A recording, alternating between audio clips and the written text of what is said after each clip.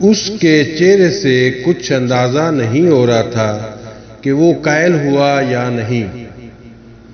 امامہ نے اگلی رات جلال کو پھر فون کیا۔ فون جلال نے ہی اٹھایا تھا۔ امامہ، میں نے امی سے بھی بات کی ہے، وہ ابو سے زیادہ ناراض ہوئی ہیں میری بات پر۔ امامہ کا دل گویا مکمل ڈوب گیا۔ وہ کہہ رہی ہیں کہ مجھے ایک فضول معاملے میں خود کو انوالو کرنے کی ضرورت نہیں۔ جلال نے صاف گوئی کا مظاہرہ کیا۔ میں نے انہیں تمہارے پرابلم کے بارے میں بھی بتایا ہے، مگر انہوں نے کہا ہے کہ یہ تمہارا پرابلم ہے، ہمارا نہیں۔ امامہ کو اس کے لفظوں سے شدید تکلیف ہوئی تھی۔ میں نے انہیں بہت سمجھانے کی کوشش کی، مگر وہ رضامند نہیں ہیں اور نہ ہی ہوں گی۔ جلال کی آواز دھیمی ہو گئی۔ مجھے تمہاری مدد کی ضرورت ہے جلال، اس نے ڈوبتے دل کے ساتھ کسی مہم سی امید پر کہا۔ میں جانتا ہوں امامہ، مگر میں کچھ نہیں کر سکتا۔ میرے والدین اس پرپوزل پر رضامند نہیں ہیں۔ کیا تم ان کی مرضی کے بغیر مجھ سے شادی نہیں کر سکتے؟ نہیں، یہ میرے لیے ممکن نہیں ہے۔ مجھے ان سے اتنی محبت ہے کہ میں انہیں ناراض کر کے تم سے شادی نہیں کر سکتا۔ پلیز جلال، پلیز جلال، وہ گڑ گڑائی۔ تمہارے علاوہ میرے پاس اور کوئی دوسرا راستہ نہیں ہے۔ میں اپنے والدین کی نافرمانی نہیں کر سکتا، تم مجھے اس کے لیے مجبور نہ کرو۔ میں آپ کو نافرمانی کے لیے نہیں کہہ رہی ہوں، میں تو آپ سے اپنی زندگی کی بھیک مانگ رہی ہوں۔ اس کے اعصاب چٹک رہے تھے۔ اسے یاد نہیں تھا کہ اس نے زندگی میں کبھی کسی سے اتنے التجائیہ اور منت بھرے انداز میں بات کی ہو۔ آپ مجھ سے صرف نکاح کر لیں، اپنے والدین کو اس بارے میں نہ بتائیں۔ بے شک آپ کے بعد ان کی مرضی سے شادی کر لیں، میں اعتراض نہیں کروں گی۔ تم اب بچوں جیسی باتیں کر رہی ہو، خود سوچو، اگر ایسے کسی نکاح کے بارے میں بھی میرے والدین کو پتہ چل جاتا تو وہ کیا کریں گے؟ وہ تو مجھے گھر سے نکال دیں گے، اور پھر تم اور میں کیا کریں گے؟ ہم محنت کر لیں گے، کچھ نہ کچھ کر لیں گے۔ تمہارے اس کچھ نہ کچھ سے میں باہر پڑھنے جا سکوں گا۔ اس بار جلال کا لہجہ چبھتا ہوا تھا، وہ بول نہیں سکی۔ نہیں امامہ، میرے اتنے خواب اور خواہشات ہیں کہ میں انہیں تمہارے لیے یا کسی کے لیے بھی نہیں چھوڑ سکتا۔ مجھے تم سے محبت ہے، اس میں کوئی شک نہیں، مگر میں اس جذباتیت کا مظاہرہ نہیں کر سکتا جس کا مظاہرہ تم کر رہی ہو۔ تم دوبارہ مجھے فون مت کرنا، کیونکہ میں اب اس سارے معاملے کو یہیں ختم کر دینا چاہتا ہوں۔ مجھے تم سے ہمدردی ہے، مگر تم اپنے اس مسئلے کا حل خود نکالو۔ میں تمہاری مدد نہیں کر سکتا۔ خدا حافظ۔ جلال نے فون بند کر دیا۔ رات 10:50 پر اسے اپنے ارد گرد کی پوری دنیا دھوئیں میں تعلیل ہوتی نظر آئی۔ کسی چیز کے مٹھی میں ہونے اور پھر دور تک کہیں نہ ہونے کا فرق کوئی امامہ سے بہتر نہیں بتا سکتا تھا۔ مایوس ذہن اور شل ہوتے اعصاب کے ساتھ وہ بہت دیر تک کسی بت کی طرح اپنے بیڈ پر ٹانگیں لٹکائے بیٹھی رہی۔ مجھے بتا دینا چاہیے اب بابا کو سب کچھ، اس کے سوا اب اور کوئی دوسرا راستہ نہیں ہے۔ شاید وہ خود ہی مجھے اپنے گھر سے نکال دیں، کم از کم مجھے اس گھر سے تو رہائی مل جائے گی۔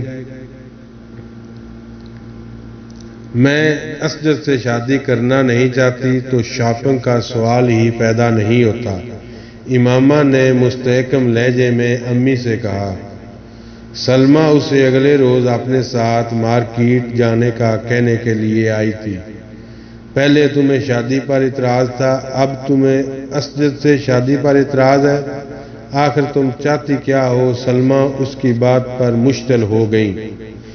صرف یہ کہ آپ اسجد سے میری شادی نہ کریں۔ تو پھر کس سے کرنا چاہتی ہو تم؟ ہاشم مبین اچانک کھلے دروازے سے اندر آ گئے تھے۔ یقیناً انہوں نے باہر کوریڈور میں امامہ اور سلمہ کے درمیان ہونے والی گفتگو سنی تھی اور وہ اپنے غصہ پر قابو نہیں رکھ پائے۔ امامہ یکدم چپ ہو گئی۔ بولو، کس سے کرنا چاہتی ہو؟ اب منہ بند کیوں ہو گیا؟ آخر تم اسجد سے شادی کیوں نہیں کرنا چاہتی؟ کیا تکلیف ہے تمہیں؟ انہوں نے بلند آواز میں کہا۔ بابا، شادی ایک بار ہوتی ہے اور وہ میں اپنی پسند سے کروں گی۔ وہ ہمت کر کے بولی۔ کل تک اسجد تمہاری پسند تھا، ہاشم مبین نے دانت پیستے ہوئے کہا۔ کل تھا، اب نہیں ہے۔ کیوں اب کیوں نہیں ہے؟ امامہ کچھ کہے بغیر ان کا چہرہ دیکھنے لگی۔ بولو، اب کیوں پسند نہیں ہے وہ تمہیں؟ ہاشم مبین نے بلند آواز میں پوچھا۔ بابا، میں کسی مسلمان سے شادی کروں گی۔ ہاشم مبین کو لگا آسمان ان کے سر پر گر پڑا تھا۔ کیا کہا تم نے؟ انہوں نے بے یقینی سے کہا۔ میں کسی غیر مسلم سے شادی نہیں کروں گی کیونکہ میں اسلام قبول کر چکی ہوں۔ کمرے میں اگلے کئی منٹ تک مکمل خاموشی رہی۔ سلمہ کو جیسے سکتہ ہو گیا تھا اور ہاشم مبین وہ ایک پتھر کے مجسمے کی طرح اسے دیکھ رہے تھے۔ ان کا منہ کھلا ہوا تھا اور جیسے سانس لینا بھول گئے تھے۔ ان کے وہم و گمان میں بھی نہیں تھا کہ کبھی انہیں اپنی زندگی میں اپنی اولاد، وہ بھی اپنی سب سے لاڈلی بیٹی کے سامنے اس طرح کی صورتحال کا سامنا کرنا پڑے گا۔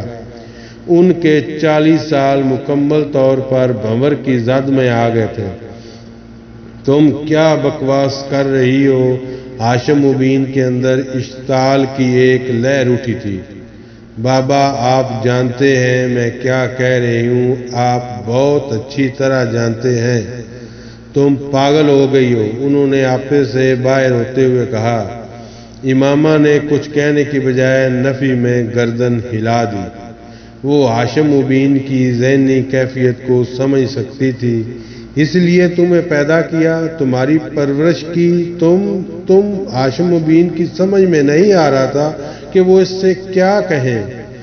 صرف اسجد سے شادی نہ کرنے کے لیے یہ تم سب کر رہی ہو؟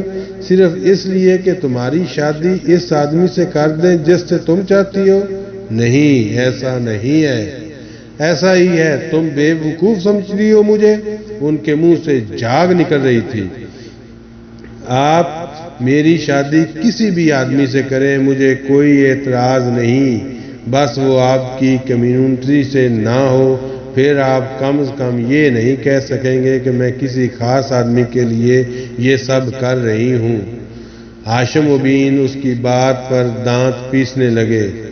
تم جمعہ 8 دن کی پیداوار، تمہیں پتا کیا ہے؟ میں سب جانتی ہوں بابا، میری عمر 20 سال ہے۔ میں آپ کی انگلی پکڑ کر چلنے والی بچی نہیں ہوں۔ میں جانتی ہوں آپ کے اس مذہب کی وجہ سے ہمارے خاندان پر بڑی برکات نازل کی گئی ہیں۔ وہ بڑے مستحکم اور ہموار لہجے میں کہتی گئی۔ تم بخشش نہیں ہوگی تمہاری۔ تم ہاشم مبین غصے کے عالم میں انگلی اٹھا کر بولنے لگے۔ امامہ کو ان پر ترس آنے لگا۔ اسے دوزخ میں کھڑے ہو کر دوزخ سے ڈرانے والے شخص پر ترس آیا۔ اسے آنکھوں پر پٹی باندھ کر پھرنے والے شخص پر ترس آیا۔ اسے مور شدہ دل والے آدمی پر ترس آیا۔ اسے نفس زدہ آدمی پر ترس آیا۔ اسے گمراہی کی سب سے اوپر والی سیڑھی پر کھڑے آدمی پر ترس آیا۔ تم گمراہی کے رستے پر چل پڑی ہو، چند کتابیں پڑھ کر تم۔ امامہ نے ان کی بات کاٹ دی۔ آپ اس بارے میں مجھ سے بحث نہیں کر سکیں گے، میں سب کچھ جانتی ہوں، تحقیق کر چکی ہوں، تصدیق کر چکی ہوں۔ آپ مجھے کیا بتائیں گے، کیا سمجھائیں گے؟ آپ نے اپنی مرضی کا راستہ چن لیا، میں نے اپنی مرضی کا راستہ چن لیا۔ آپ وہ کر رہے ہیں جو آپ صحیح سمجھتے ہیں، میں وہ کر رہی ہوں جو میں صحیح سمجھتی ہوں۔ آپ کا عقیدہ آپ کا ذاتی مسئلہ ہے، میرا عقیدہ میرا ذاتی مسئلہ ہے، کیا اب یہ بہتر نہیں کہ آپ میرے اس فیصلے کو قبول کر لیں؟ جذباتی حماقت کی بجائے سوچ سمجھ کر اٹھایا جانے والا قدم سمجھ کر اس نے بڑی رسانیت اور سنجیدگی کے ساتھ کہا۔ ہاشم مبین کی ناراضی میں اور اضافہ ہوا۔ میں اپنی بیٹی کو مذہب بدلنے دوں تاکہ پوری کمیونٹی میں میرا بائیکاٹ کر دے؟ میں فٹ پاتھ پر آ جاؤں؟ نہیں ماما، یہ نہیں ہو سکتا۔ تمہارا اگر دماغ بھی خراب ہو گیا تو اس کا یہ مطلب نہیں کہ میرا دماغ بھی خراب ہو جائے۔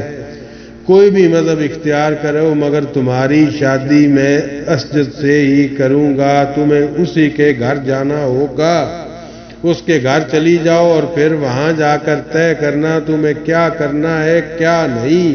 ہو سکتا ہے تمہیں عقل آ جائے۔ وہ غصے کے عالم میں کمرے سے نکل گئے۔ مجھے پتا ہوتا تمہاری وجہ سے ہمیں اتنی ذلت کا سامنا کرنا پڑے گا تو میں پیدا ہوتے ہی تمہارا گلا دبا دیتی۔ ہاشم مبین کے جاتے ہی سلمہ نے کھڑے کھڑے دانت پیس کر کہا، تم نے ہماری عزت خاک میں ملانے کا تہیہ کر لیا ہے۔ امامہ کچھ کہے جائے کہ خاموشی سے انہیں دیکھتی رہی۔ وہ کچھ دیر اسی طرح بولتی رہیں، پھر کمرے سے چلی گئیں۔ انہیں اس کے کمرے سے گئے 1 گھنٹہ ہی ہوا تھا جب دروازے پر دستک دے کر اسجد اندر داخل ہوا۔ امامہ کو اس کے اس وقت آنے کی توقع نہیں تھی۔ اسجد کے چہرے پر پریشانی بہت نمایاں تھی۔ یقیناً اسے ہاشم مبین نے بلوایا تھا اور وہ اسے سب کچھ بتا چکے تھے۔ یہ سب کیا ہو رہا ہے امامہ؟ اس نے اندر داخل ہوتے ہوئے کہا۔ وہ اپنے بیڈ پر بیٹھی اسے دیکھتی رہی۔ تم کیوں کر رہی ہو یہ سب کچھ؟ اسجد تمہیں اگر یہ بتا دیا گیا ہے کہ میں کیا کر رہی ہوں تو پھر یہ بھی بتا دیا گیا ہوگا کہ میں کیوں کر رہی ہوں۔ تمہیں اندازہ نہیں کہ تم کیا کر رہی ہو۔ وہ کرسی کھینچ کر بیٹھ گیا۔ مجھے اندازہ ہے۔ اس عمر میں جذبات میں آ کر انسان بہت سے غلط فیصلے کر لیتا ہے۔ امامہ نے ترشی سے اس کی بات کاٹ دی۔ جذبات میں آ کر؟ کوئی جذبات میں آ کر مذہب تبدیل کرتا ہے؟ کبھی نہیں۔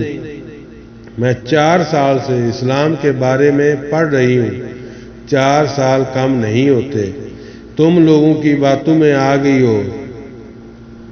تم نہیں، میں کسی کی باتوں میں نہیں آئی۔ میں نے جس چیز کو غلط سمجھا اسے چھوڑ دیا اور بس۔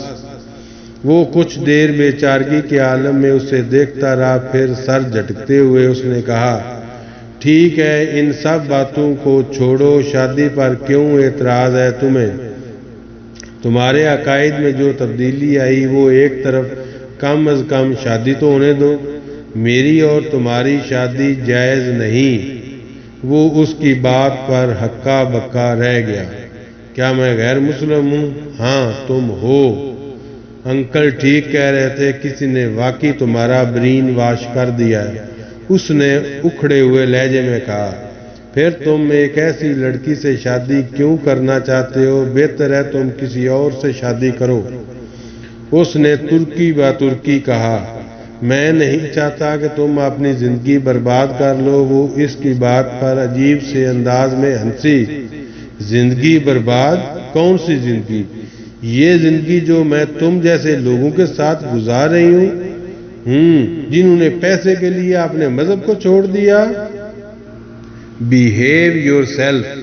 تم بات کرنے کے تمام مینرز بھول گئی ہو، کس کے بارے میں کیا کہنا چاہیے اور کیا نہیں۔ تم سرے سے ہی فراموش کر دیا۔ اسجد اسے ڈانٹنے لگا۔